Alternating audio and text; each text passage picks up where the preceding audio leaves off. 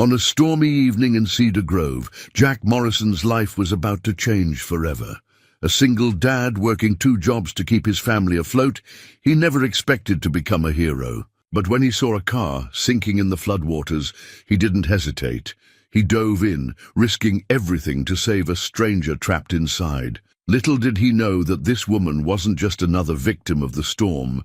She was someone whose identity would turn his world upside down. 3 days later, a private jet landed in his small town, bringing with it an offer that seemed impossible to believe. But who was this mysterious woman he saved, and why did her rescue set such extraordinary events in motion? Before we jump back in, tell us where you're tuning in from. And if this story touches you, make sure you're subscribed, because tomorrow I've saved something extra special for you. The bills scattered across Jack Morrison's kitchen table told the same story they always did. Past due notices in angry red letters, final warnings, and payment plans that seemed to stretch into infinity. In the pale light of dawn, he studied them with tired eyes, calculating and recalculating numbers that refused to add up. "Dad!" Emily's voice drew his attention from the papers. His 13-year-old daughter stood in the doorway, already dressed for school, her brother's lunch box in hand. "Tommy forgot this again."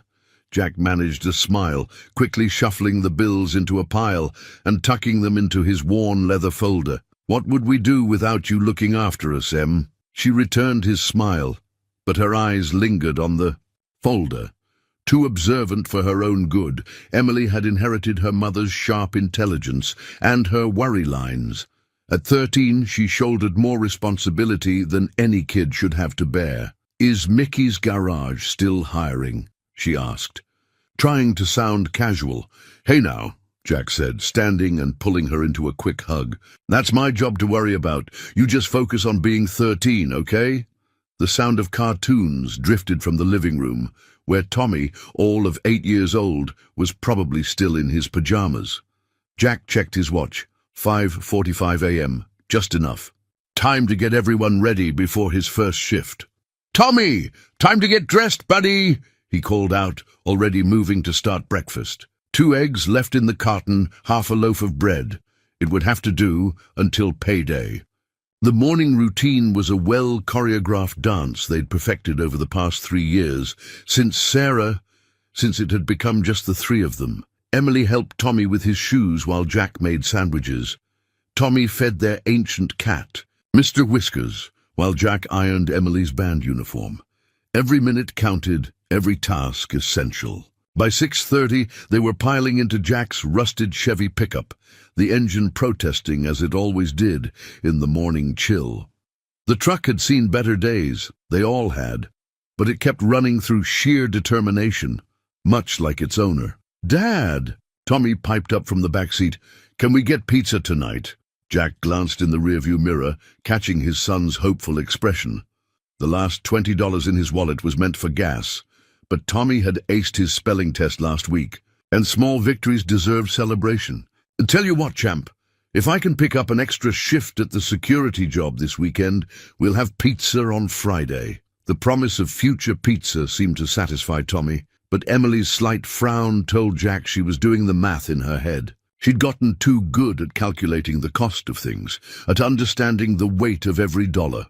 First stop was Cedar Grove Elementary, where Tommy tumbled out with his recovered lunchbox and a quick hug. Jack watched until he disappeared through the double doors, that familiar ache in his chest, the one that came with sending his kids out into a world that wasn't always kind to children of struggling single parents. Next was Cedar Grove Middle School, where Emily lingered a moment longer than usual. "Dad," Mrs. Peterson said, "there's a summer science program at the community college.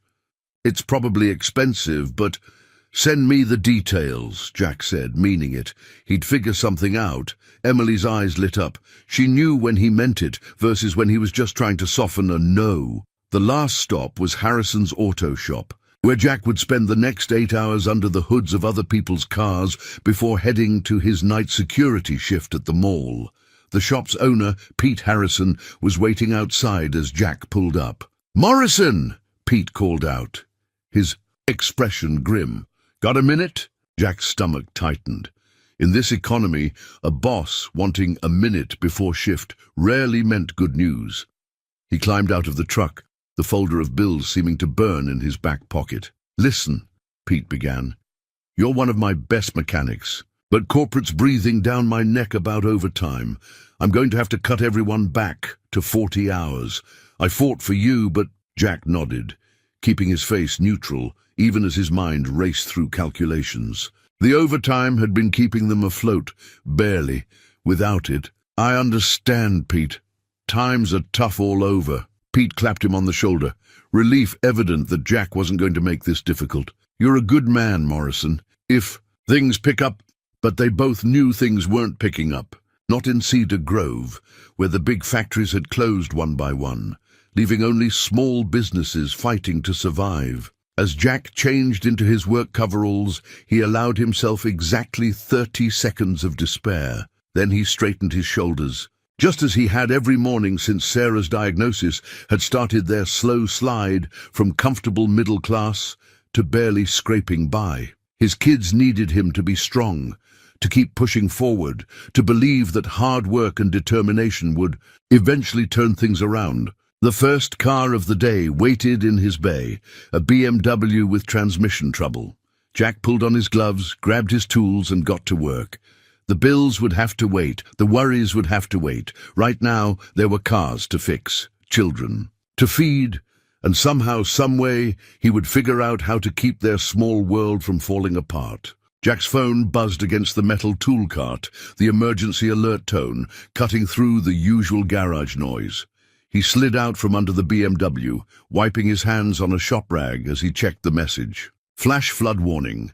Cedar Grove and surrounding areas. Heavy rainfall expected. Seek higher ground. Avoid flood-prone areas. Through the open garage door, he could see dark clouds gathering on the horizon, heavy and ominous. Their house sat near Cedar Creek, not usually a problem, but with the ground already saturated from weeks of spring rain. "Morrison!" Pete called from the office. "School's closing early." Storms looking worse than they thought. Jack's heart rate quickened. Emily could walk home from the middle school, but Tommy— He checked the time. 1:45 p.m. His shift ended at 4-hour day. "Pete, I need to—" "Go." Pete waved him off. "Get your kids. Weather service says this one's serious." The pickup's wipers could barely keep up with the rain as Jack navigated through streets already starting to puddle. Wind whipped debris across the road. Branches, trash bins, someone's lawn furniture. The radio crackled with updates. Unprecedented rainfall amounts. Emergency services advise, stay off roads if possible. Cedar Grove Middle School's parking lot was chaos when Jack arrived. Parents rushed through the rain, children huddled under jackets and backpacks. He spotted Emily immediately standing, under the awning, phone in hand. "Dad." She jumped into the truck. "I was just about to call. They're evacuating everyone near the creek." "I know, honey. We're getting Tommy, then grabbing some things from the house." The elementary school was worse. Dozens of cars lined up, horns honking, parents calling out names. Tommy's teacher, Mrs. Rodriguez, was shepherding kids through the downpour. "Mr. Morrison!" she waved, pointing toward the gym. "Tommy's inside!" Jack found his son sitting with a group of children clutching his backpack. "Dad, are we having an adventure?" "Something like that, buddy." Jack managed a reassuring smile. "We need to move fast, okay?" The drive home was tense. Streets that had been merely wet 20 minutes ago now had standing water. The creek, usually visible from Bridge Street, had risen to just below its banks. Their small house looked vulnerable against the darkening sky. Jack ushered the kids inside, already mentally cataloguing what they needed. Important documents, medications, a change. Of clothes, his phone buzzed again. Another alert. "Dad?" Emily's voice held a note of fear he hadn't heard since Sarah's final days. "The water's coming up the yard." She was right. The creek had breached its banks. Water crept across their back lawn, inch by inexorable inch. "New plan," Jack announced, forcing confidence into his voice. "Emily, get the emergency kit from the hall closet. Tommy, grab Mr. Whisker's carrier. We're going to Aunt Linda's." They worked quickly, moving with the efficiency of a family used to handling crises together. Jack grabbed the leather folder of documents, Emily's science fair trophies, the photo album from the top shelf. The wind howled, rain hammering against the windows like it wanted in. As they loaded the truck, a sound cut through the storm. Someone honking desperately, repeatedly. Jack peered through the curtain of rain. On bridge. Street barely visible through the deluge, a car was stranded in rapidly rising water. "Stay here," he ordered, but Emily was already pulling out her phone, dialing 911. "All emergency services are currently experiencing high call volumes." The car's horn blared again, more frantic now. Jack could see someone moving inside, pressing against the windows as the water rose. The current was picking up, swirling around the vehicle with dangerous force. He thought of Sarah, of promises made in quiet hospital rooms. Keep them safe, keep them together. But he also thought of what she'd say if she knew someone needed help and he'd done nothing. "Emily," he said, pulling off his jacket, "call Aunt Linda, tell her we're coming, but I have to help first. Lock the doors. Don't leave the truck." "Dad, no. I'll be right back." He squeezed her hand, trying to convey certainty he didn't feel. "Take care of your brother." The rain was cold, the wind bitter. As Jack waded into the rising water, he heard Tommy's voice behind him. "Dad's gonna save them, right, Em?" The water reached his waist, then his chest. The stranded car rocked slightly in the current. Inside, a woman's face appeared at the window. Eyes wide with terror, Jack pressed forward, every step a battle against the flood. The current hit Jack like a physical blow, threatening to sweep his feet out from under him. Each step required total concentration. The water was numbingly cold, filled with debris, branches, trash, pieces of fencing ripped from nearby yards. Through the rain, he could see the car more clearly now. A black luxury sedan, its hood already submerged. The woman inside pressed her hands against the window. Even through the rain-streaked glass, Jack could see she was trying to remain calm, but her eyes betrayed her terror. The water inside the car had reached her waist. "I'm coming," he shouted, though the storm probably swallowed his words. "Try your window." She shook her head, gesturing at the controls. The electrical system was dead, 20 feet away, 15. The current grew stronger with each step. Jack's years of mechanical work had built his strength, but the flood was a relentless opponent. A piece of debris, someone's garden shed maybe, floated past, missing him by inches. From the truck, he heard Emily's voice carrying over the storm. "You can do it, Dad." 10 feet. The car shifted ominously in the current. Water was seeping. In faster now, reaching the woman's chest. She had pressed herself against the roof, trying to find the last pocket of air. Jack reached the car's driver's side, gripping the door handle for stability. The woman's face appeared in the window beside him. Up close, despite her fear, he noticed an air of elegance about her. Expensive clothes, carefully styled hair, now wet and plastered to her face. "Back up!" he shouted, miming his intention. When she nodded and moved away from the window, Jack picked up a chunk of concrete that had broken free from someone's landscaping. It took 3 tries, but the window finally shattered. Water rushed. In faster. The woman gasped as the cold hit her, but she remained focused, following Jack's lead as he reached in through the broken window. "Give me your hands!" he had to shout over the storm. "Push from inside while I pull." She was surprisingly strong, coordinated even in crisis. Together they managed to get her through the window. Jack caught her as she came through, keeping them both from being swept away by the current. "Can you swim?" he asked. "Yes, but—" Her words were cut off as the car shifted again, this time dramatically. The current had caught it fully now, threatening to pull it, and them, into deeper water. "Hold on to me," Jack ordered. "We'll go sideways to the current, back to my truck." She gripped his shoulder, and together they began the arduous journey back. The flood seemed twice as strong now, or maybe his strength was fading from the cold. Every few feet they had to pause, brace against the current, find new footing. Behind them there was a great groaning sound of metal and water. The sedan was being swept away, rolling once before disappearing into the murky torrent. The woman shuddered against him, but kept moving.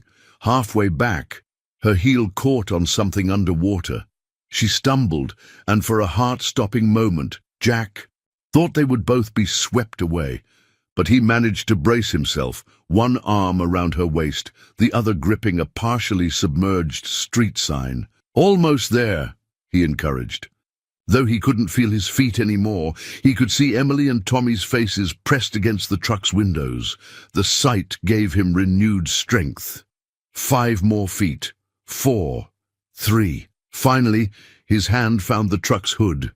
Emily had already opened the back door, and together they helped the woman climb in. Jack pulled himself in after her, his whole body shaking with cold and adrenaline. "Dad!" Tommy launched himself from the front seat, wrapping wet arms around Jack's neck. Emily was already pulling emergency blankets from their kit, handing them to both adults. "Thank you," the woman said, her voice surprisingly steady despite everything. I don't even know your name." "Jack Morrison." He tried to smile through chattering teeth. "And you're welcome, Ms." She hesitated just for a moment. "Chen, Victoria Chen." She wrapped the blanket tighter around herself, and Jack noticed her glance at his worn truck interior, the shabby emergency kit, taking in their circumstances with keen eyes. "We need to get to higher ground," Emily said, practical as always. "Aunt Linda's waiting." Jack nodded, turning the key. The engine coughed once, then roared to life, reliable as always when it mattered most. "Miss Chen, we're heading to my sister-in-law's house. It's on the hill, away from the flood. You're welcome to come, at least until emergency services can reach you." "That's very kind," she said, pulling something from her sodden jacket pocket, a phone in a waterproof case. She typed quickly, then looked up. "But I've already arranged for assistance. If you could drop me at the Hillside Hotel, I'd be grateful." As Jack navigated through the flooded streets, he caught glimpses of her in the rear-view mirror. Despite her dripping hair and ruined clothes, she maintained an aura of composure, of someone used to controlling her environment. She made several brief phone calls in what sounded like Mandarin, her tone clipped and businesslike. When they reached the hotel, she turned to Jack. "Mr. Morrison, I won't forget this." She reached for her purse, but Jack shook his head. "No need, Ms. Chen. Anyone would have done the same." She smiled, a knowing look in her eyes. "No, Mr. Morrison, they wouldn't have." She stepped out into the rain, then turned back. "You'll be hearing from me." As they drove away, Tommy waved at her through the back window. "Dad, is she a princess?" Jack laughed, relief making him lightheaded. "Nobody, just someone who needed help." But Emily, ever observant, watched the hotel recede in the mirror. "Dad," she said quietly, "that was a Patek Philippe watch she was wearing. Those cost more than our house." Jack glanced at his daughter, wondering when she'd learn to recognize luxury watches. "Come on," he said. "Aunt Linda's probably worried sick." As they drove up the hill toward safety, none of them noticed the black SUV that pulled up to the hotel or the efficient-looking men in suits who hurried to meet Victoria Chen at the entrance. Aunt Linda's house was organized chaos when they arrived. She'd already taken in 3 other families from the creek area, and the living room looked like a refugee camp. The smell of her famous chicken soup filled the air. "Jack Morrison, you foolish brave man!" Linda pulled him into a fierce hug, ignoring his wet clothes. "Emily called and told me what you did. I swear you're just like Sarah, never could walk past someone who needed help." The mention of Sarah brought the usual bittersweet ache, but today it was different. Maybe it was the adrenaline still coursing through his system, or maybe it was the strange encounter with Victoria Chen. But for the first time in years, the pain felt more like a warm memory than an open wound. "Here," Linda thrust dry clothes into his hands. "These are Mike's old things. They should fit. Tommy, honey, I've got hot chocolate in the kitchen." As Jack changed in the bathroom, he could hear the news playing in the living room. The reporter's voice carried through the door. Unprecedented flooding in Cedar Grove. Emergency services report multiple rescues, including a dramatic incident where a local mechanic saved a stranded motorist. He emerged to find Emily, glued to her phone, her eyes wide. "Dad, you're trending on local Twitter. Someone got a video of the rescue." Sure enough, there he was, grainy and distant in the rain, helping Victoria Chen through the car window. The clip had already gathered thousands of views. "My dad's a hero," Tommy announced proudly to the room at large, causing several adults to smile and nod. But Jack's attention was caught by something else. A silk scarf left behind on his truck's back seat, deep blue with an intricate pattern. He picked it up, intending to have it cleaned and returned, when he noticed the label, "Her Mess." Emily appeared at his elbow. "Dad, look at this." She held up her phone, showing a business news website. The headline made his stomach drop. "Chen, global CEO caught in flood drama." The article showed a photo of Victoria Chen, dry, polished, powerful, standing at a podium. The woman he'd pulled from the flood had been wearing the same watch, the same subtle pearl earrings. Chen Global? Linda peered over their shoulders. The tech company? They're huge in Asia. Sarah used to talk about their innovation in medical technology. Jack sat heavily on the stairs, the silk scarf still in his hands. The CEO of a global corporation. No wonder she'd seemed so composed, so quick to arrange her own pickup. No wonder she'd looked at his truck that way. She probably spent more on coffee each month than he made in a year. His phone buzzed. Unknown number. "Mr. Morrison." A crisp, professional voice. "This is James Wu, Ms. Chen's executive assistant. She asked me to ensure you and your family are safe and comfortable. Do you require any assistance with accommodations or supplies?" "No, we're fine, thanks. My sister-in-law..." "Excellent. Ms. Chen also requested that I verify your contact information. She'll be in touch personally once the situation stabilizes." Before Jack could respond, the line went dead.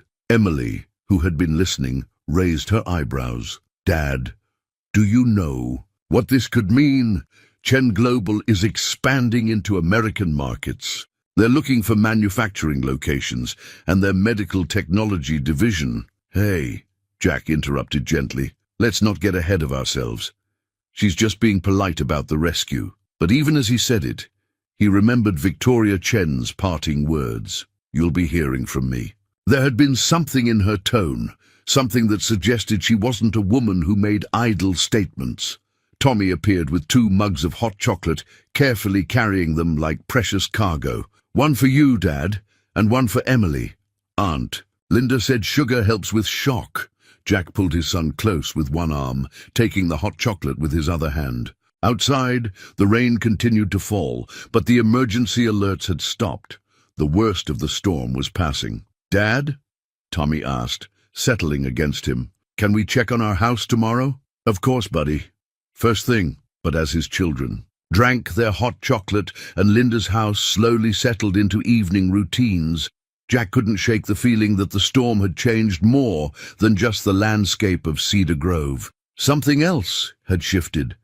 Something he couldn't quite name yet. He carefully folded Victoria Chen's silk scarf and tucked it away in his still damp jacket.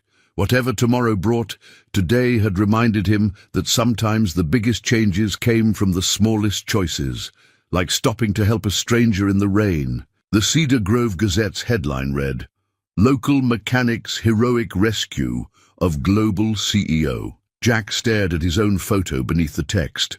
Someone had caught him just as he was helping Victoria Chen from the floodwaters. The image was dramatic. He had to admit, rain driving sideways, floodwaters swirling, his expression intense with concentration. "They made you look like Superman," Emily said, sliding into their usual booth at Joe's diner. It was their first breakfast out in months, but Pete had insisted, saying the overtime he'd cut could at least buy them a decent meal. "More like a wet rat," Jack replied, but he couldn't help smiling at Tommy's proud grin as their regular waitress, Rita, approached. "Well, if it isn't Cedar Grove's hero." Rita set down 3 plates of pancakes. "On the house," she insisted. "Jack Morrison, I always knew you were one of the good ones, But saving the CEO of Chen Global? That's something else. I just helped someone who needed it, Jack said. But Rita was already hurrying off to tell another customer about how she'd been serving breakfast to Jack for 15 years, even before he was famous. The diner was busier than usual, and Jack noticed people stealing glances their way. His phone had been buzzing non-stop with messages from old friends, distant relatives, even his high school football coach. But the most intriguing messages were the ones he couldn't quite explain.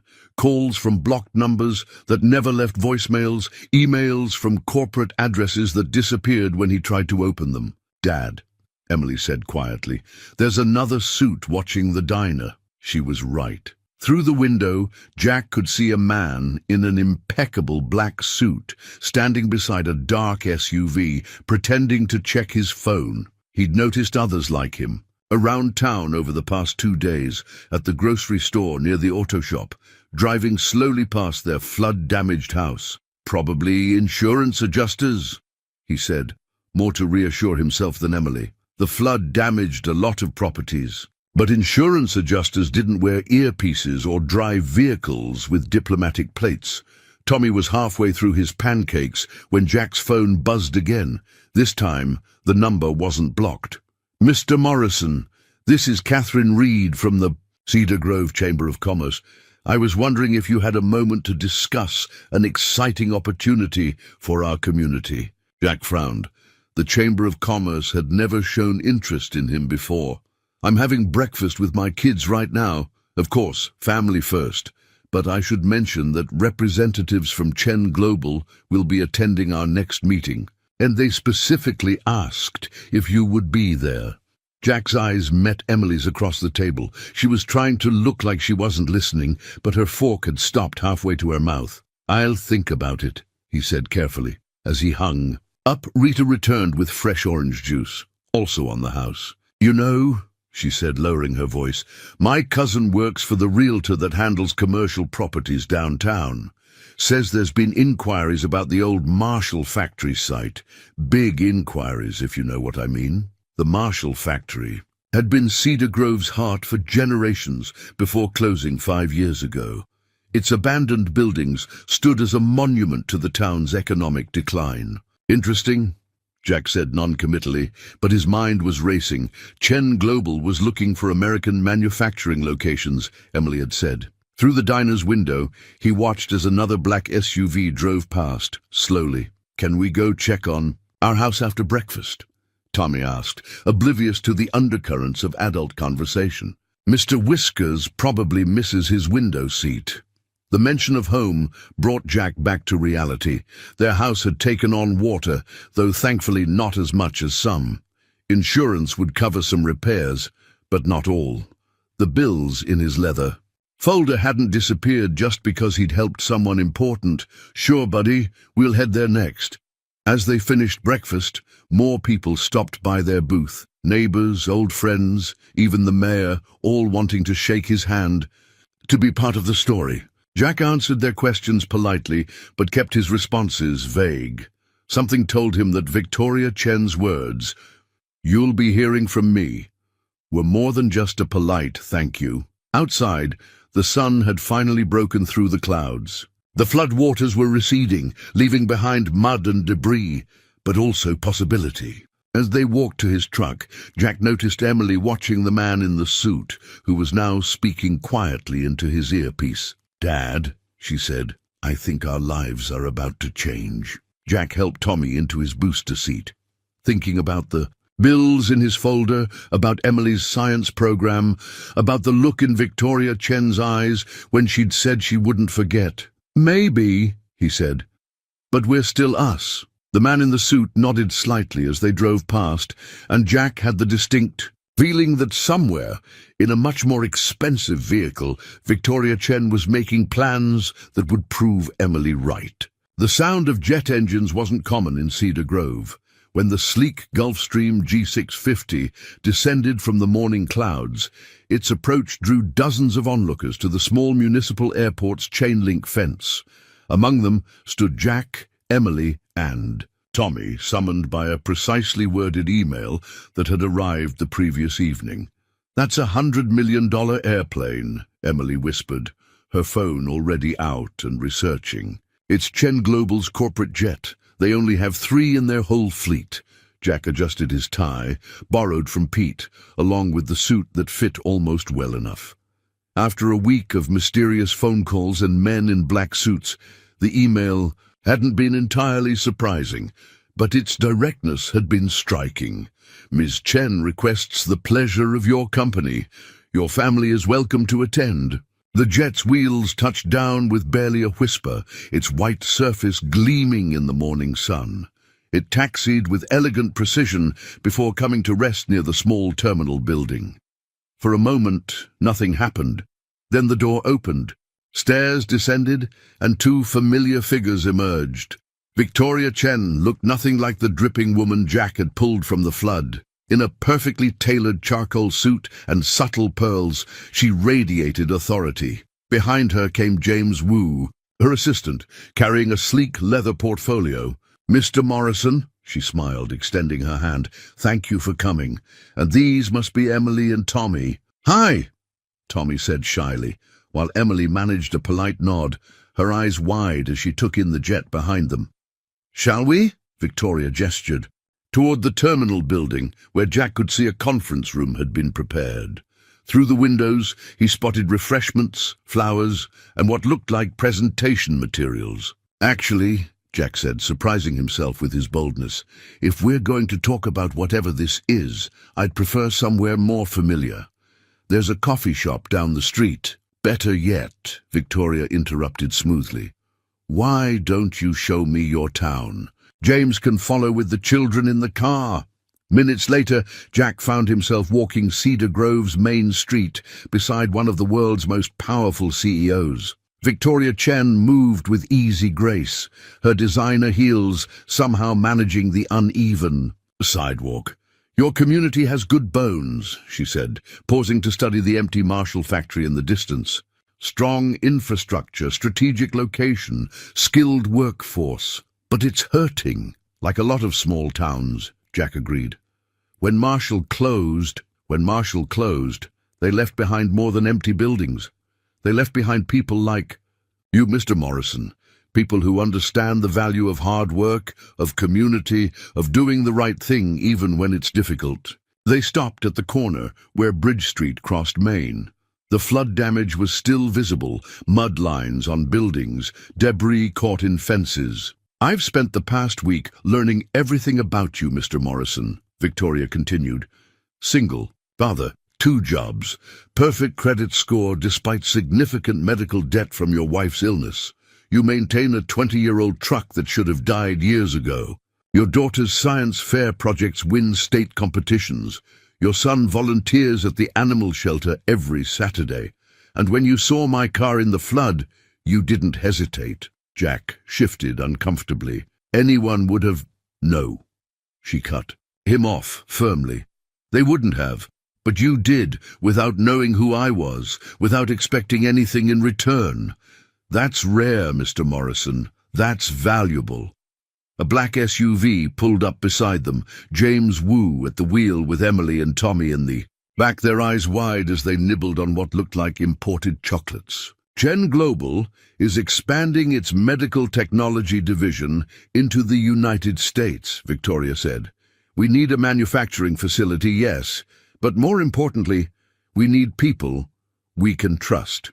People who understand both technology and humanity. The Marshall factory site has everything we need except one thing." She turned to face him fully. "We need you, Mr. Morrison. Your mechanical expertise, your leadership potential, your integrity. We'll renovate the factory, create 500 local jobs, but only if you agree to be our operations director." Jack's world tilted slightly. "I'm a mechanic," he managed. "You're an untapped resource. We'll provide training, education, everything you need. Full benefits, of course, including retroactive coverage for all your previous medical expenses. A salary that will ensure Emily can attend any college she chooses. A new home in a location of your choice. A future limited only by your own ambition. She reached into her jacket and produced an envelope.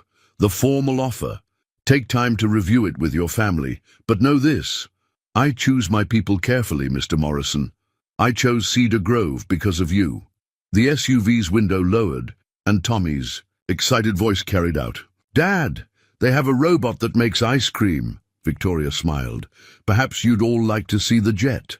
I find children often ask the most insightful questions about technology. As they walked back toward the airport, Jack felt the weight of the envelope in his hand. Through the chain-link fence, he could see the crowd of onlookers had grown.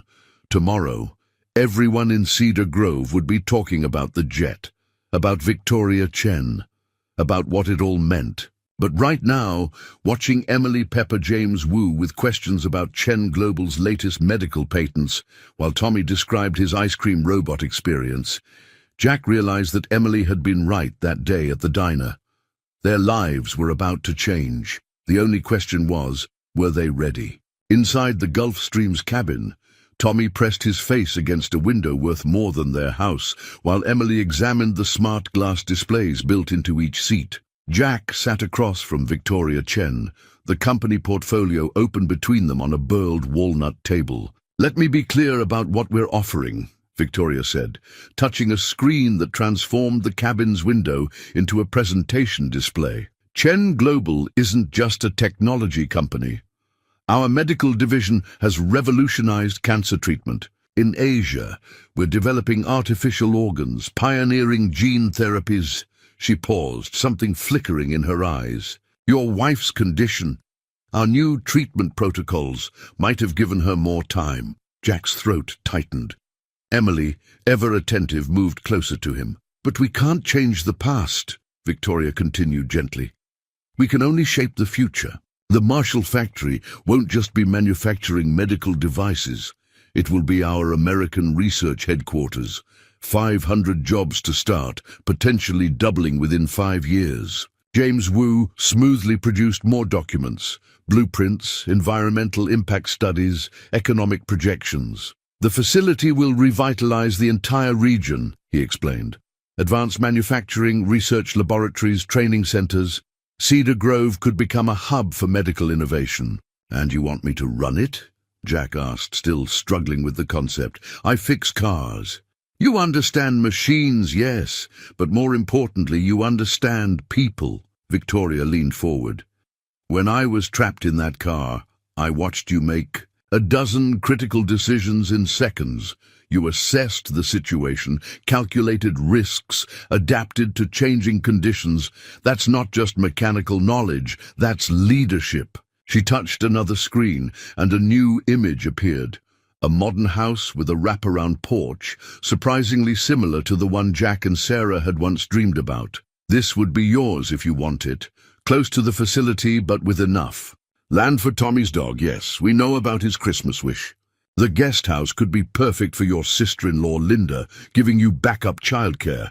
The garage would certainly fit your truck, though we'd provide a company vehicle as well. Emily's sharp intake of breath told Jack she'd spotted the price range of these offerings, but it was Tommy who asked the critical question.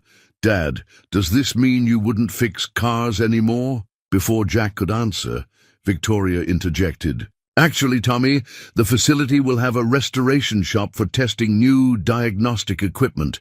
Your father's expertise with vehicles would be invaluable there. She turned back to Jack. We don't want to change who you are, Mr. Morrison. We want to give you the resources to become more of who you already are. James produced one final document, the actual offer letter. Jack's eyes widened at the salary figure. It was more than he'd make in 10 years at his current jobs. There's something else, Victoria said softly, something not in the official documents. She dismissed James and the children with a gentle gesture, sending them to explore the jet's forward cabin. Once they were alone, she continued. The night of the flood, I was visiting Cedar Grove for a very specific reason. Marshall's old records suggested they once developed a unique metallurgical process, one that could revolutionize our artificial organ program. I was following that lead when the storm hit. She smiled wryly. Sometimes fate has interesting ways of bringing the right people together. You saved more than just my life that night, Mr. Morrison. You saved years of research, millions in development, costs. But more importantly, you showed me exactly what Cedar Grove needs, what my company needs. And what's that? Heart, ethics, the understanding that every decision we make affects real people's lives. She held his gaze. I have plenty of executives who understand profit margins. I need someone who understands value, real human value. Through the cabin door, Jack could hear Tommy laughing at something James had shown him, while Emily's voice asked rapid-fire questions about medical technology. He thought about their flood-damaged house, about Emily's college dreams, about Tommy's Christmas wish list. But mostly, he thought about Sarah, about her belief that everything happened for a reason, about her final words to him. Promise me you'll be open to joy when it comes. Victoria Chen watched him process it all, her expression patient but keen. Take the weekend to think it over, she said. Talk to your family, but know this, whether you accept or not, Chen Global is coming to Cedar Grove. We'd just much prefer to do it with you. The contract folder sat unopened on Linda's kitchen table, its Chen Global logo gleaming in the afternoon light. Jack had been staring at it for hours, his coffee long gone cold. Linda bustled around him, stress-baking as she always did during family crises. The smell of her cinnamon rolls filled the house. You're overthinking this, she said, sliding a fresh roll in front of him. It's a miracle, Jack, the kind Sarah always believed in. It's not that simple, he replied, though part of him wondered why not. Everything would change. Everything already has. Linda sat across from him, her expression serious. Those men in suits aren't leaving town. That factory's getting rebuilt. Whether you're involved or not, the only question is, do you want to help shape what's coming or watch from the sidelines? Through the window, he could see Emily and Tommy in the backyard. Emily was helping her brother with his science homework, using twigs and leaves to explain photosynthesis. They'd been staying at Linda's all weekend while Jack processed, as Victoria Chen had put it. His phone buzzed. Another message from Pete at the garage. Whatever you decide, we're behind you 100%. But don't you dare turn this down on our account. The whole town seemed to be holding its breath, waiting for his decision. The Cedar Grove Gazette had run another story. Local hero holds town's future in his hands. The pressure was immense, but that wasn't what was keeping him awake. At night, I keep thinking about Sarah, he admitted quietly, about her treatments, the experimental drugs we couldn't afford. Chen Global is developing cures for the same cancer that took her. If they'd been here 3 years ago, Linda reached across the table and squeezed his hand. Sarah would want you to look forward, not back. She'd want you to grab this chance for the kids. As if on cue, Tommy burst through the back door, waving a leaf. Dad? Emily showed me how plants eat sunlight. Can we get a greenhouse? I want to do experiments. Emily followed more slowly, watching her father with that too mature gaze. Have you decided yet? Jack pulled Tommy onto his lap, breathing in the scent of outdoors and childhood. Not yet, buddy. It's a big decision. Because we'd have to move? Tommy asked. But we could take Mr. Whiskers, right? We could take Mr. Whiskers, Jack confirmed. And the new house has a bigger yard. Actually, Emily said, her voice carefully neutral, I did some research. The house they're offering? It's only 10 minutes from my current school. I could stay in the same district, keep my friends, my science club. Jack looked at his daughter sharply. She'd clearly been worried about that, but hadn't said anything, waiting to see what he would decide. Always trying to make things easier for him, just like her mother. I found something else too, Emily continued, pulling out her tablet. Chen Global's summer internship program. They take high school students interested in medical research, the kind of research that... She paused, glancing at Tommy.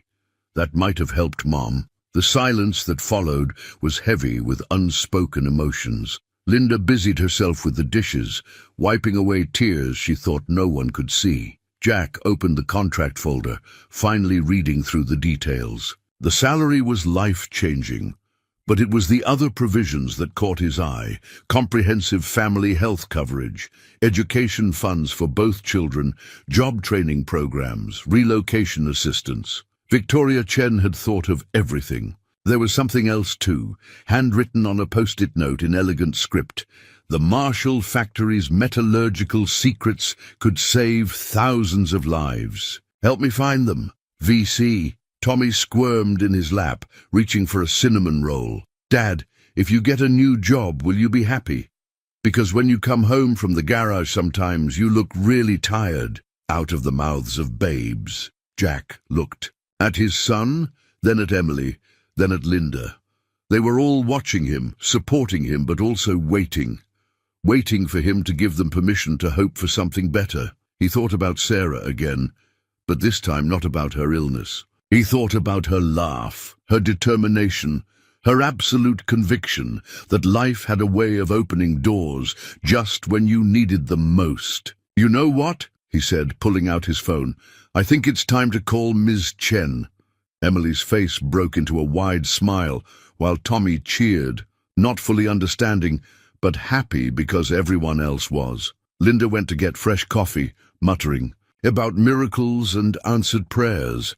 But as Jack dialed the number he'd been given, he realized this wasn't just about saying yes to a job. It was about saying yes to possibility, to change, to the future, to all the things Sarah had always believed in. The keys to the new house felt impossibly heavy in Jack's hand. Brass, not steel like their old house.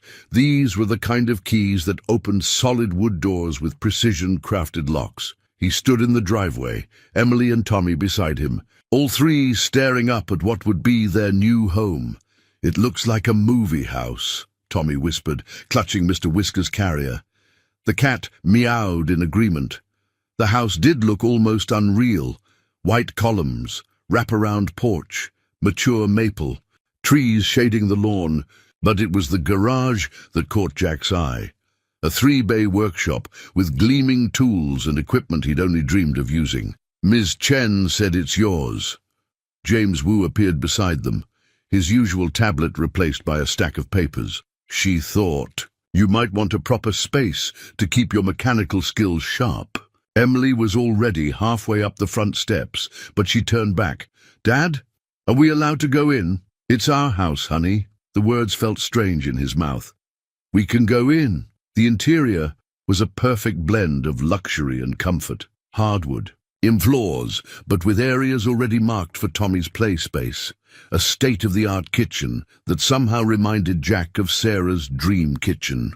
And upstairs, "My room has a science corner," Emily's voice echoed down the stairs. "Dad, there's a telescope." Tommy found his room next, complete with space-themed wallpaper and a reading nook shaped like a rocket ship. "Look, Mr. Whiskers has his own window seat." Jack followed James through the house as he explained the features.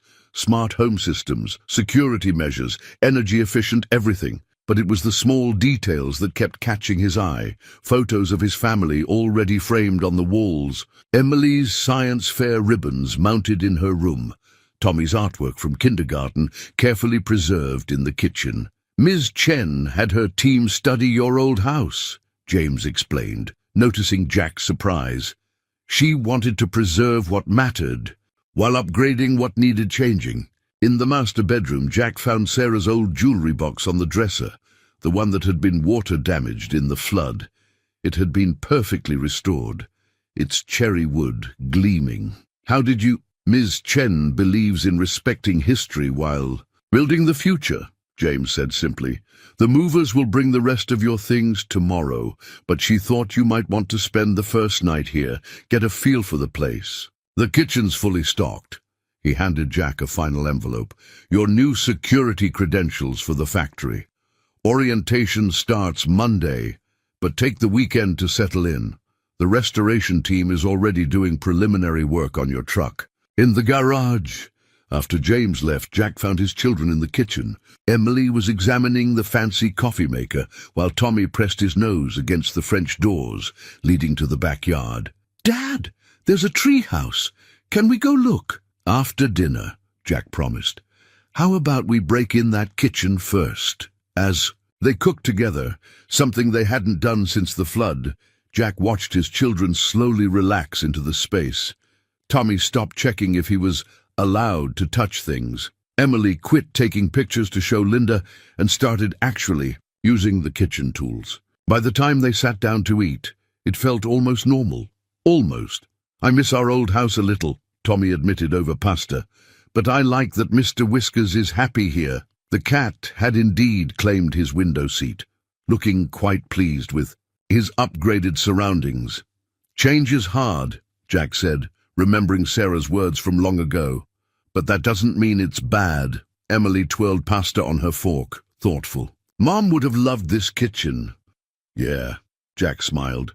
"She would have." Later, after Tommy was asleep in his new room and Emily was testing out her telescope, Jack stood on the back porch. The treehouse silhouetted against the stars, the warm lights from inside spilling onto the lawn, the distant shape of the Marshall factory where work crews were already preparing for Monday. His phone buzzed with a text from Victoria Chen. "The house satisfactory?" He looked through the French doors at his children, at their faces bright with possibility, at the way they were already making this space their own. "It's perfect," he typed back. Thank you, came the reply. "See you Monday, Operations Director Morrison." Jack slipped the phone back into his pocket, feeling the weight of the new house keys. They didn't feel quite so heavy anymore. Jack stared at the training manual on his desk, its contents a mix of familiar mechanical principles and entirely new concepts. "Advanced Biomechanical Integration Protocols," read one header. "Synthetic Organ Manufacturing Standards," read another. His new office overlooked the factory floor, where crews were already installing equipment that looked more suited to a sci-fi movie than a manufacturing plant. "Overwhelming, isn't it?" Victoria Chen stood in his doorway, looking perfectly at ease in the controlled chaos of the developing facility. "But notice how the basic principles align with automotive systems. A heart pump isn't so different from a fuel pump when you think about it." She was right. As Jack flipped through the manual, he began seeing the connections. Fluid dynamics, pressure systems, mechanical precision.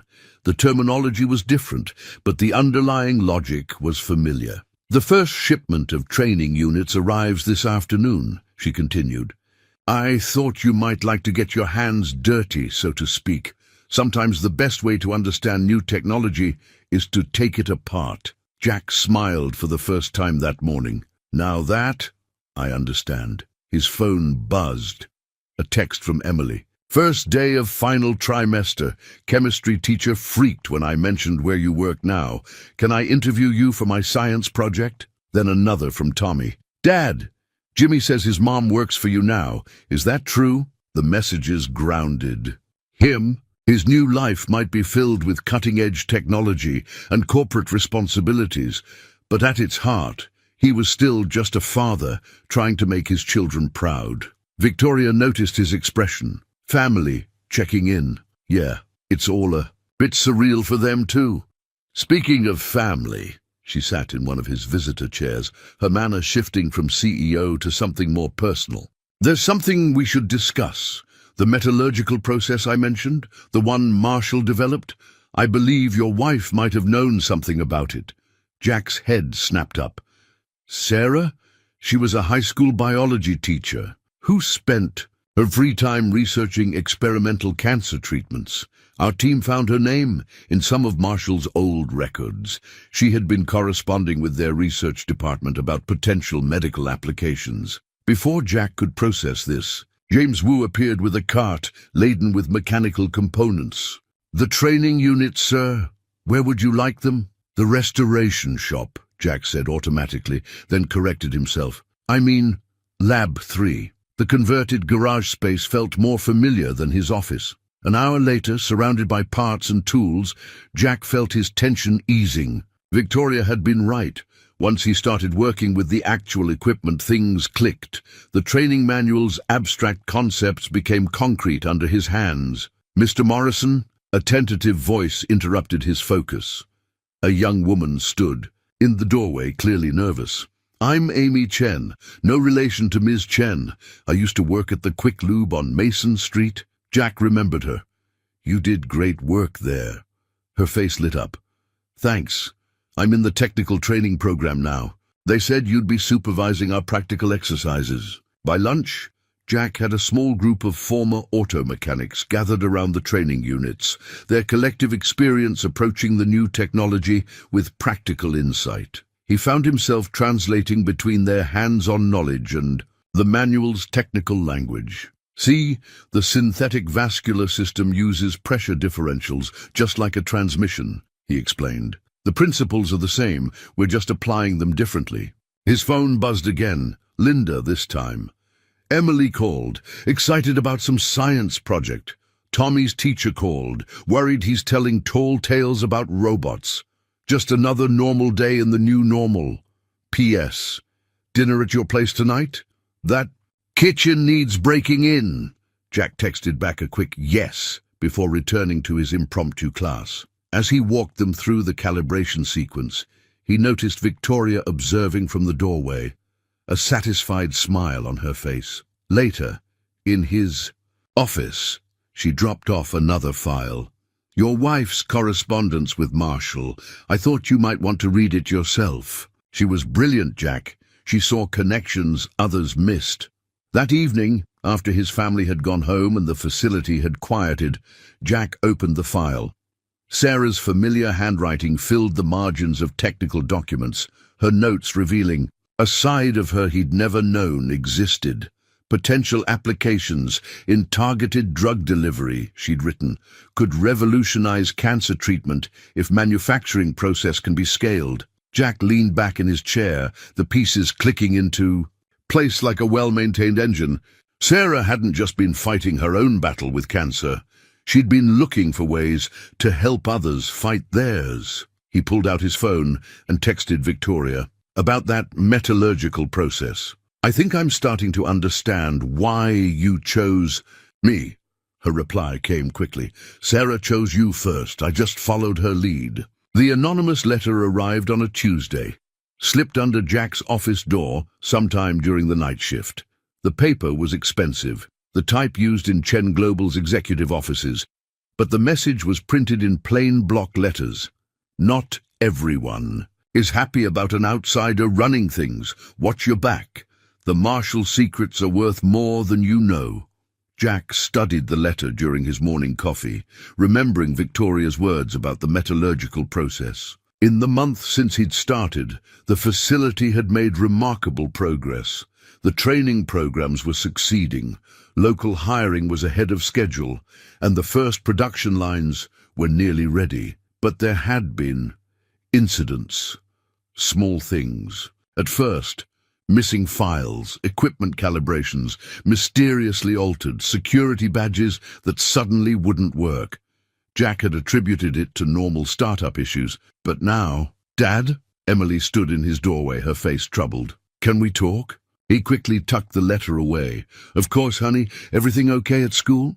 It's not that. She came in, closing the door. Some kids are saying things about how we only got the new house because you're not qualified for this job. That Ms. Chen only hired you because of the rescue. Jack felt a familiar ache, the kind that came whenever his children faced the harsh realities of adult worlds. What do you think? I think they're jealous, Emily said firmly. And I know you're good at this, but... She hesitated. I saw something weird yesterday during my internship tour. 2 men in suits, not the regular security guys, copying files in the records room. When they saw me, they acted really strange. Jack's unease deepened. Emily's internship was supposed to start next week. She'd just been getting a preliminary tour. What were the chances she'd stumble onto something suspicious? His phone buzzed. A text from Amy Chen. Mr. M. Calibrations wrong again in lab. 3, but I swear we did them right yesterday. Something's not adding up. Before he could respond, Victoria appeared in his doorway. Her usual composed expression showed hints of strain. Jack, we need to talk. The board of directors is flying in tomorrow. There are concerns about the pace of our progress. Emily took the hint and left. but not before giving her father a worried look. Once she was gone, Victoria closed the door. "Someone's been feeding the board misleading information," she said without preamble, "suggesting that your lack of corporate experience is slowing down the project, that the Marshall process remains undiscovered because we hired a mechanic instead of a proper executive." "The letter was right," Jack said, pulling it out. "Not everyone wants me here." Victoria read it quickly, her frown deepening. "This is high-quality paper stock, limited to executive offices. Our mystery opponent has friends in high places." She paused. "There's something else. Sarah's old correspondence with Marshall? Some of it's missing." Jack thought of the men Emily had seen in the records room. Could someone be trying to find the metallurgical process before we do? If they succeed, they could patent it themselves. The medical applications alone would be worth billions. Victoria's expression hardened. But that's not the worst part. The process, if implemented incorrectly, could be dangerous. Sarah understood this. It's why she was so careful in her research. Jack's mind raced. The calibration issues, the security badges, the missing files. Someone was methodically undermining their work while searching for Marshall's secrets. His phone buzzed again. Tommy this time. "Dad, why is a big black car sitting outside my school?" Jack showed Victoria the message. Her face went pale. "I didn't authorize any surveillance of your family." She pulled out her own phone. "I'm increasing security immediately. Jack, whoever's behind this, isn't just trying to discredit you professionally anymore." "They're sending a message," Jack finished. "Back off or else." He thought of his children, of Sarah's research, of the lives that could be saved or lost depending on who found Marshall's process first. The anonymous letter suddenly felt heavy in his hand. Victoria watched him carefully. "The board arrives tomorrow. I can't protect your position if they vote against us. We need to find proof of what's really going on, and we need to find it fast." Jack stood, his decision made. "Then let's stop reacting and start investigating. After all," he managed a grim smile, "I'm pretty good at fixing things that are broken." Jack's security badge shouldn't have worked at midnight. As operations director, his access was officially limited to business hours, a security protocol he'd helped design himself. But tonight, the red light turned green, and the door to the records room clicked open.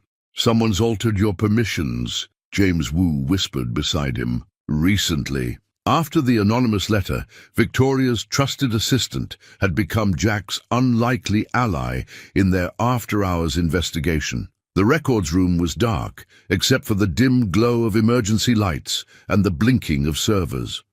Jack moved carefully between the rows of filing cabinets, remembering Emily's story about the mysterious men. Here, James indicated a cabinet marked Historical Archives, restricted. According to the access logs, this section's been accessed 12 times in the past week. All after hours, all with executive-level clearance. Jack pulled out his phone, checking the group text he'd set up. "Linda, kids safe at my house. No more suspicious cars." Victoria, "Board members all checked into hotel. Meeting starts 9 a.m. Amy, Lab 3 secured. Left the calibration mistakes in place as discussed. They'd set their trap. Now they just had to wait." The sound of a door opening somewhere in the facility made them both freeze. James quickly accessed a security terminal. 3 people just badged in through the east entrance. They're heading this way. Jack's mind raced. The executive offices were on the west side. Anyone coming from the east entrance was trying to avoid being seen. "Hide," he mouthed to James, moving behind a tall cabinet. James slipped into the shadows near the servers. Footsteps approached, expensive shoes on polished floors. Then voices. "The board meets in 9 hours. If we don't find those documents, they're here somewhere. The old man's notes have to be. With Marshall's original research and the Morrison problem. Once we have the process, Chen will have no choice but to remove him. No one will believe a mechanic discovered what our entire research team couldn't." Jack recognized the voices. Bradley Kent, Chen Global's head of research, and Philip Nash, a board member. The third set of footsteps belonged to someone he couldn't identify. His phone vibrated silently. A text from Victoria. Security cameras showing unauthorized access. Police standing by. Do we move? Jack waited, hardly breathing, as the men searched through files. Here! Kent's voice was triumphant. Marshall's original notes. And look, Sarah Morrison's correspondence. The fool didn't even realize his wife had solved half the puzzle already. Jack's fists clenched. They'd been playing him from the start, using Sarah's research, watching his family, waiting to steal the breakthrough from under him. His phone buzzed again. Amy. Lab 3 motion sensors triggered.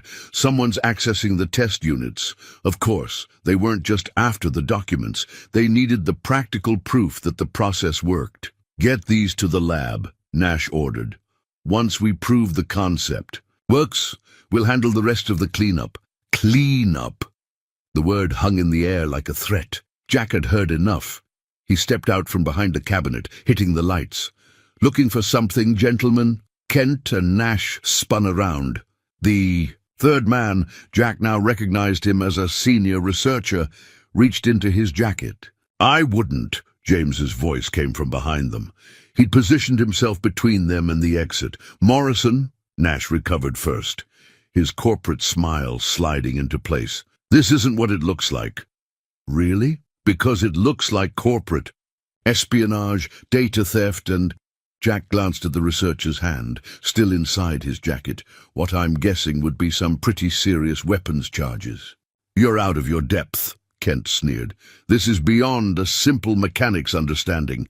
The Marshall process could revolutionize medical technology. It needs to be in the right hands. You mean hands willing to rush it to market without proper safety protocols? Jack took out his phone, setting it to speaker. Victoria, did you get all that? Every word.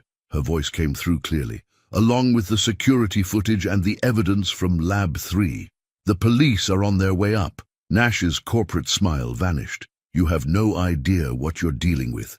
The kind of power you're threatening. Actually, I do. Jack thought of Sarah's careful notes, of the lives that could be saved or lost, depending on how this technology was developed. I'm a mechanic. I know exactly what happens when people try to rush a process. That needs care and precision. The sound of multiple footsteps in the hallway made the researcher finally pull his hand from his jacket. Empty. Kent seemed to deflate, while Nash's face twisted with rage. This isn't over, Nash spat as police officers filled the room. Jack, watch them being led away in handcuffs, their corporate authority stripped away to reveal the thieves beneath. His phone buzzed one last time. Emily. Dad, are you okay?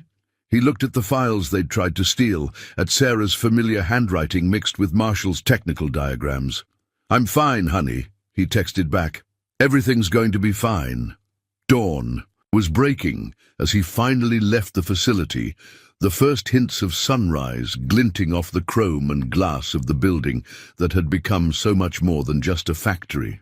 It had become a legacy. Sarah's legacy, and now his too. The board meeting was in 3 hours. But somehow, Jack wasn't worried anymore. After all, he knew how to fix things that were broken.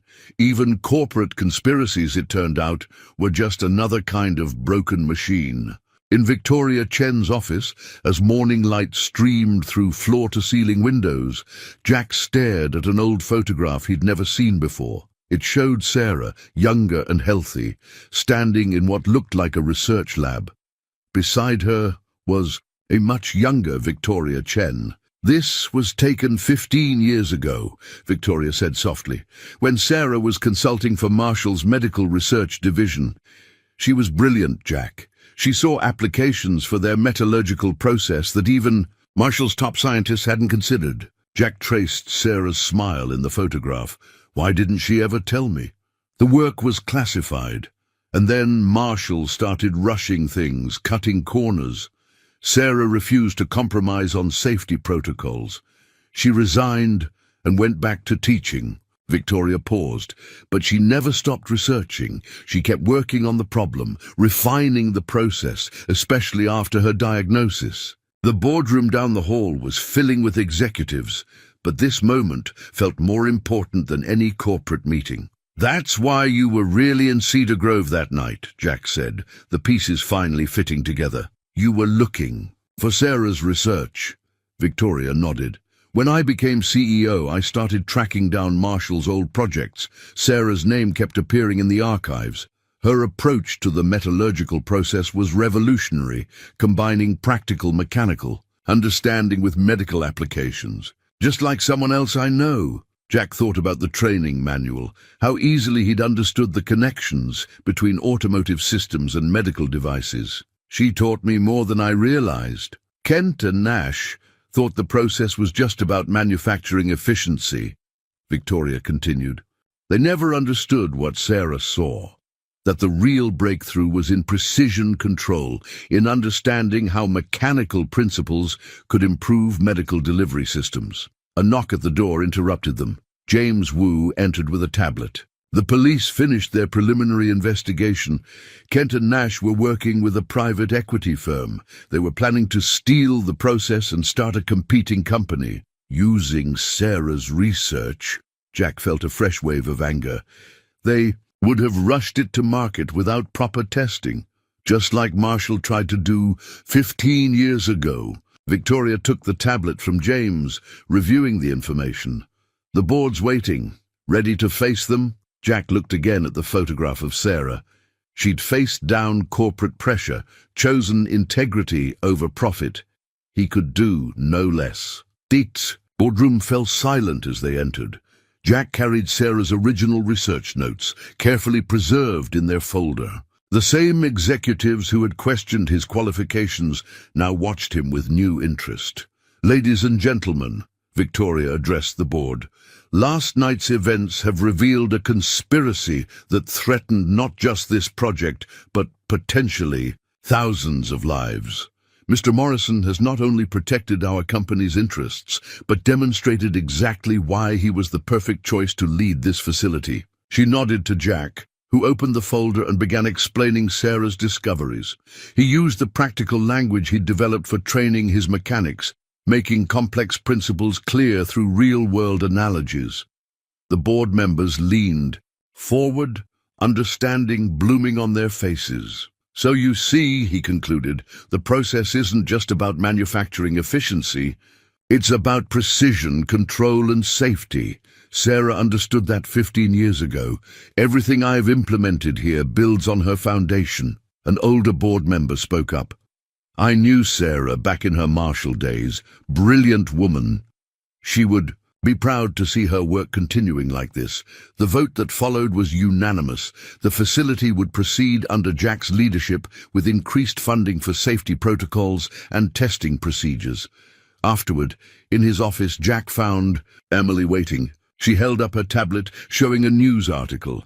"Chen Global unveils revolutionary medical manufacturing process. Local director credited with breakthrough." "Dad," she said carefully, "the picture in this article, is that Mom?" He showed her the photograph from Victoria's office. "She was doing important work, Emily. Work we're going to finish the right way." Emily studied the image of her mother, so young and full of purpose. "That's why Ms. Chen chose you, isn't it? She knew Mom had taught you how to think about machines differently." "Your mom taught me a lot of things," Jack smiled, "including how to recognize when life is offering you a second chance." His phone buzzed. Tommy sending a picture of Mr. Whiskers watching the morning news. The caption read, "Our cat says you're famous now." Jack laughed, feeling lighter than he had in years. The truth hadn't just set them free, it had given them a new purpose, a way to honor Sarah's legacy while building their own. 3 months after the board meeting, Jack stood in Lab 3, watching the first official test of the Marshall-Morrison process. The name had been Victoria's idea, a tribute to both the original research and Sarah's crucial developments. The manufacturing line hummed with precision, each component moving with the fluid grace of well-maintained machinery. Calibrations are perfect, Amy reported, checking the diagnostics. She'd been promoted to lead technical supervisor after her role in exposing Kent and Nash's conspiracy. Blood oxygen transfer rates exactly as predicted. The artificial heart valve they were manufacturing looked deceptively simple, a marvel of metallurgical engineering that would revolutionize cardiac care. But Jack saw beyond the machinery to the lives it would save, the families it would keep whole. "Your wife would have loved this," Pete Harrison said beside him. The auto shop owner had joined Chen Global's advisory board, helping bridge the gap between traditional mechanical expertise and cutting-edge medical technology. "She always said mechanics could change the world." Jack nodded, remembering Sarah's passion for making complex things understandable. Her influence was everywhere in the facility, from the training programs that used practical experience to teach advanced concepts, to the safety protocols that prioritized precision over speed. His phone buzzed with a series of messages. "Emily, science fair judges are here. Presenting my research on biomechanical engineering in 10 minutes. Tommy, Dad, the robotics club you helped start is awesome. We built a mini heart valve. Linda, don't forget dinner tonight. Victoria's bringing that chef you like from Shanghai. The last few months had brought changes no one could have predicted. The facility had become a model for Chen Global's international operations, with delegations visiting weekly to study their training methods. Cedar Grove was transforming too.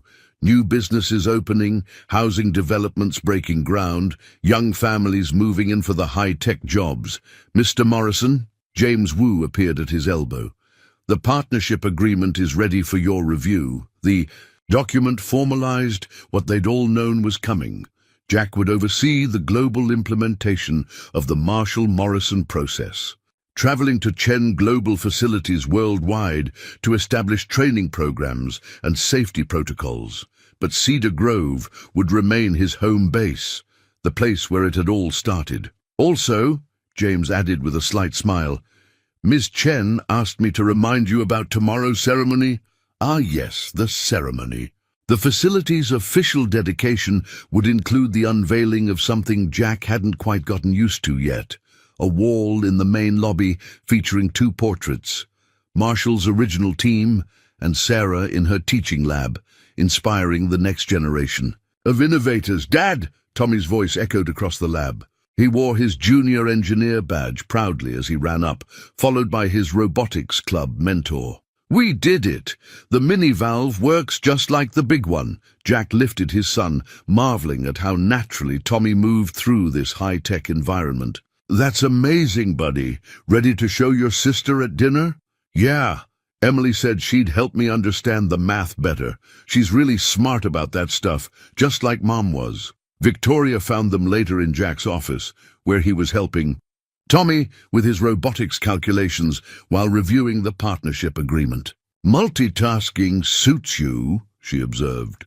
"How does it feel, seeing it all come together?" Jack watched Tommy sketching gear ratios, so much like Sarah when she was working out a problem. Through his office window he could see the factory floor, where dozens of lives were already being changed, not just by the medical devices they were producing, but by the opportunities they were creating. "It feels right," he said simply, "like everything led to this somehow." "Sarah knew it would," Victoria smiled. "She told me once that the best mechanics don't just fix things, they make them better than they were before. She was talking about you even then." Tommy looked up from his calculations. "Dad, can we stop by Mum's wall before dinner? I want to show her my robotics project." "Of course, buddy." Jack gathered his things, including the partnership agreement he'd already decided to sign. "Victoria, you're still joining us at the house?" "Wouldn't miss it.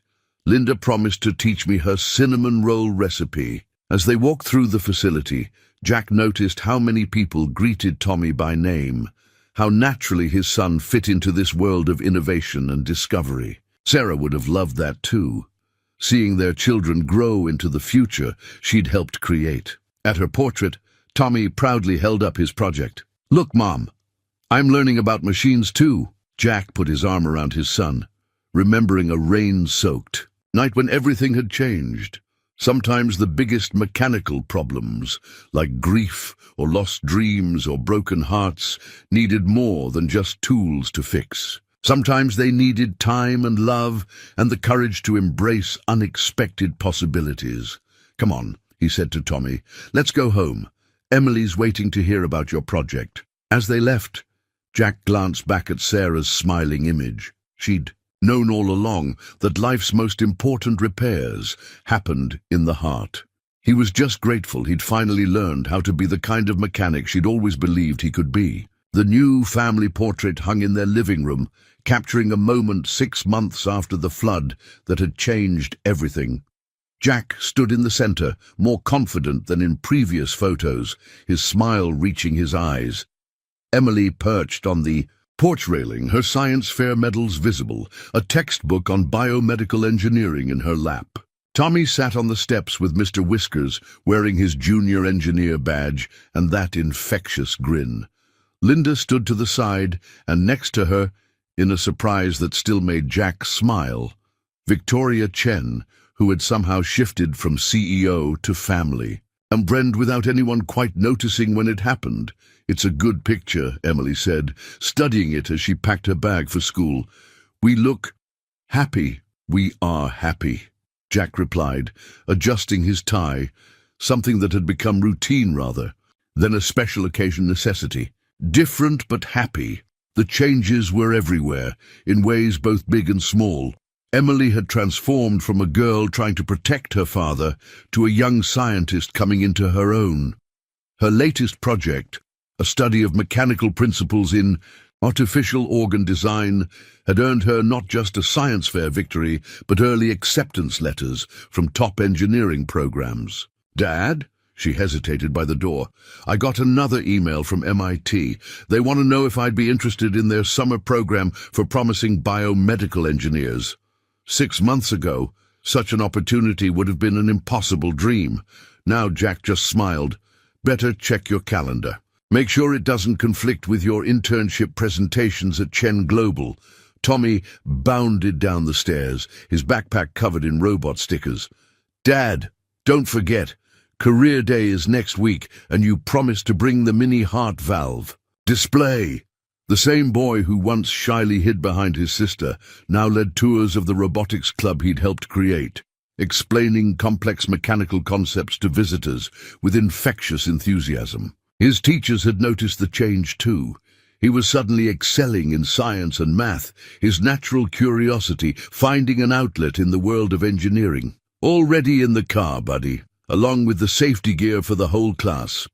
Even Linda had been transformed by their new circumstances. She'd taken over community relations for the facility, her natural warmth making her perfect for helping Cedar Grove navigate its evolution from struggling small town to emerging tech hub. She'd also started dating again, specifically a certain Chen Global executive who'd been impressed by her famous cinnamon rolls. The morning routine had changed too.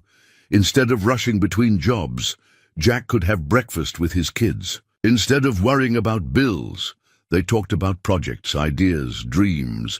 Mr. Whiskers still had his window seat, but now it overlooked a garden where Tommy conducted soil experiments for his science club. "Ready for the big presentation?" Emily asked as they headed out. Jack nodded. Today he would present the Marshall Morrison process to an international medical conference, streaming live from Cedar Grove. Sarah's research, combined with their practical innovations, was about to change. "Leaves around the world." "Nervous?" Tommy asked, buckling his seatbelt. "A little," Jack admitted.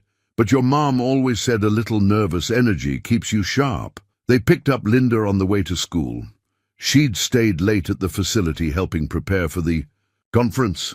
"Victoria called," she reported. "The first surgeon feedback is in. They're calling it a breakthrough in cardiac care delivery." At Tommy's school, his teacher waved from the doorway.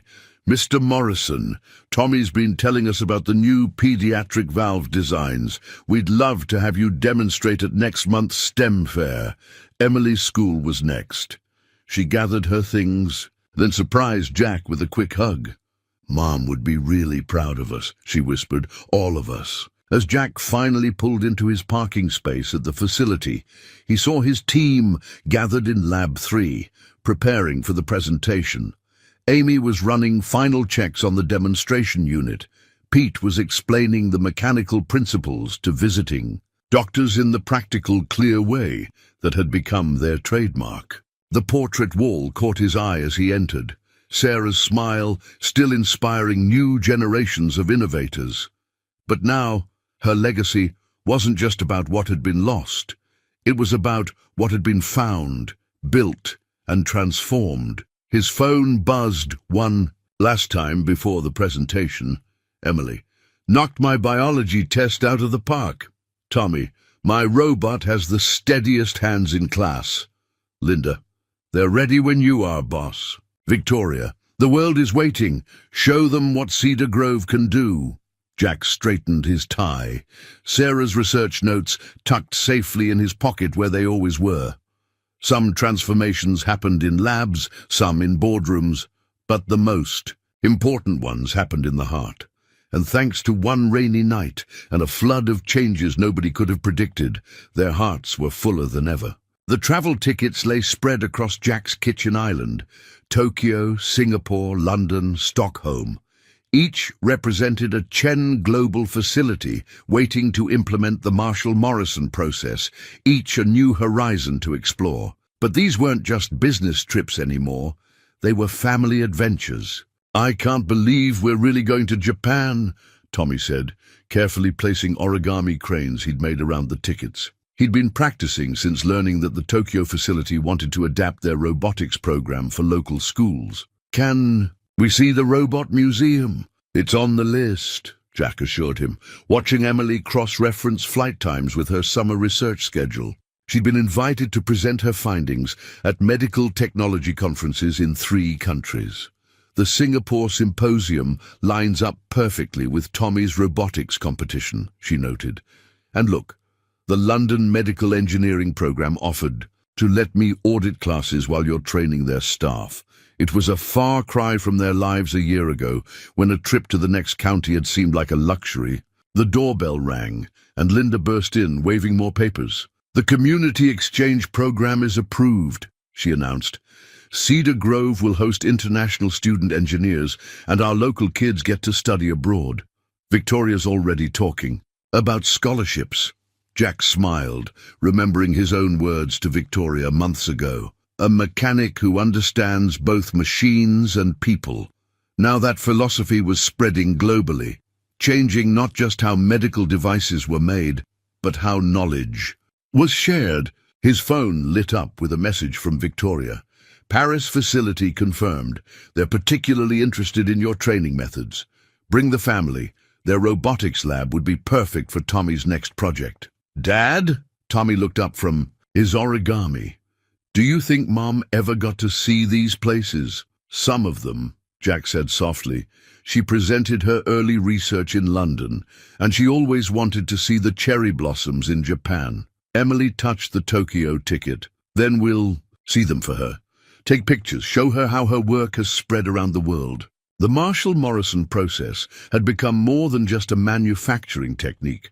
It was a bridge between cultures, connecting people through the universal languages of science and compassion. Jack's practical approach to complex problems resonated across borders, while Sarah's emphasis on safety and precision saved lives in every country they visited. Linda was arranging the travel documents into neat piles when another message came through, this one from Amy in Lab 3. "You need to see this. The pediatric valve modifications are showing unprecedented success rates." Jack gathered his family, and they headed to the facility.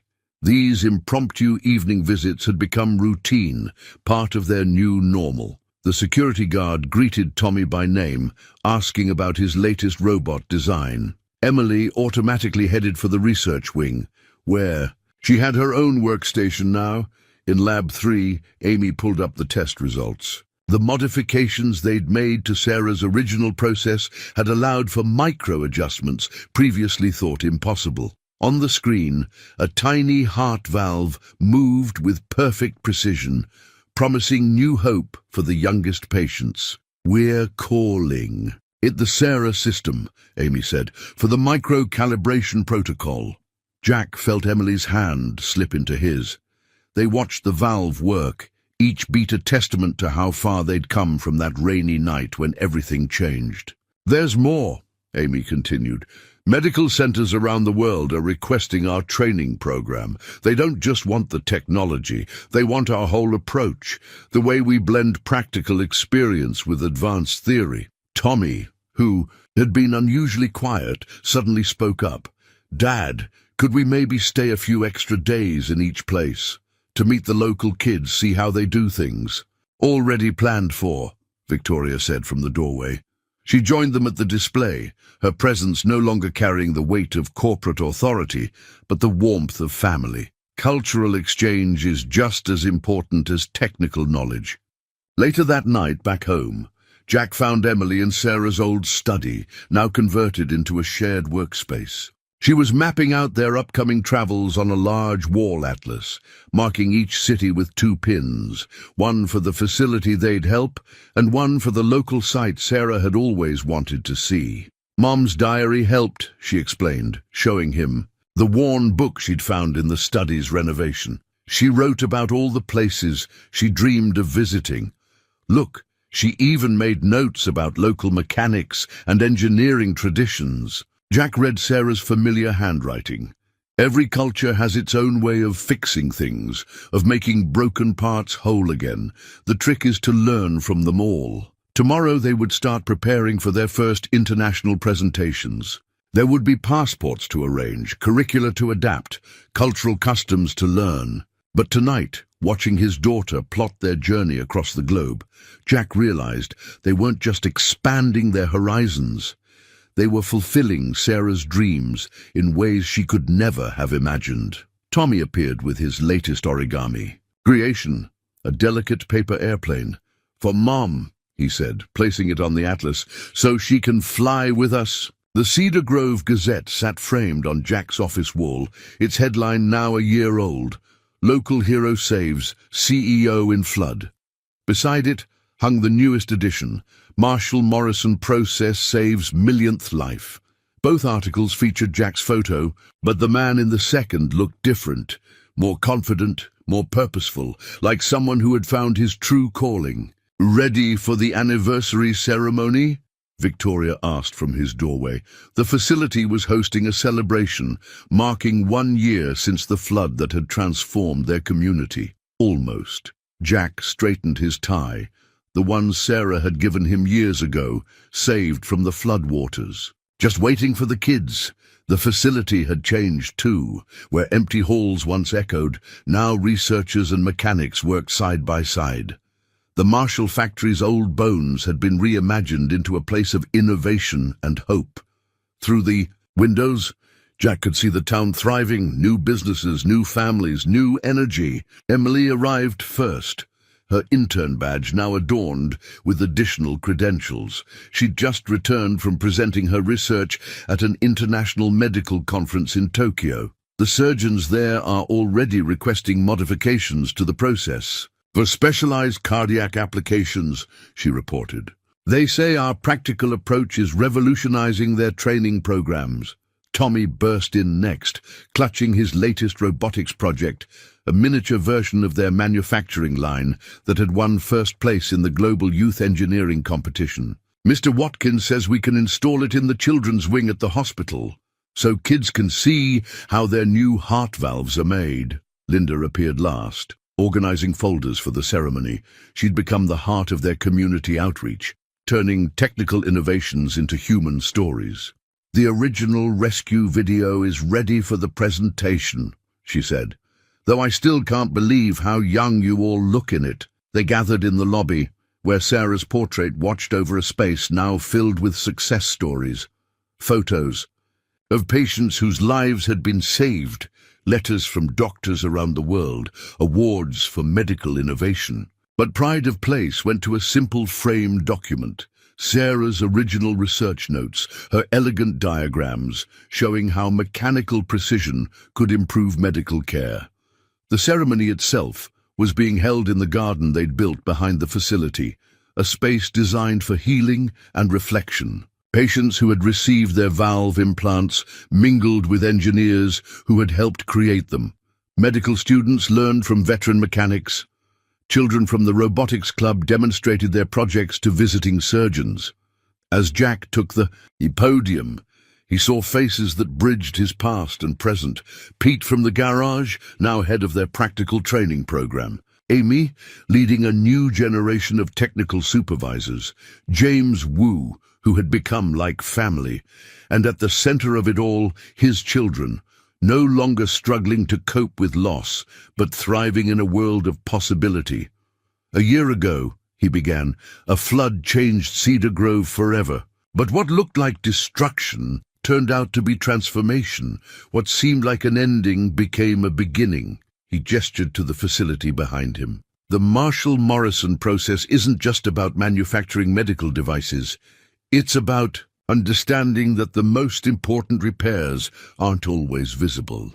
Sometimes they happen in our hearts, in our communities, in the way we see our own potential.